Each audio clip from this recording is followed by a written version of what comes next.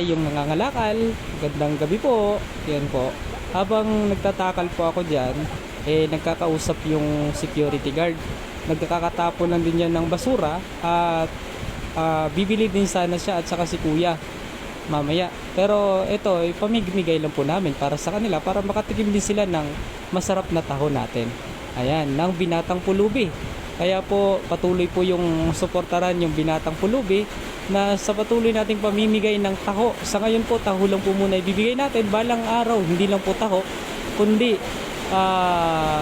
iba't iba pa po mga pagkain na ibibigay po natin. Habang tinatakal ko yung taho, ayan, para sa pamimigay natin. At patuloy tayong subaybayan ng tagapanood natin. Ayan, si Kuya dumating. At saka yung hindi ko ito binibenta kaya kasi nagtanong siya dito, baka pabili ko ng taho kaya ganyan siya. Hindi ko binibenta, pamimigay ko namin itong taho para libre lang po sa Binatang Pulubi. Pamimigay ng taho para sa lahat. Kung sino po yung nagugutom, bibigyan natin ng taho para maging healthy po yung pangangatawan at kalusugan po natin. At salamat po sa kay Sir Chief dito, sa kay Kuya Guard. At hantay talaga siya para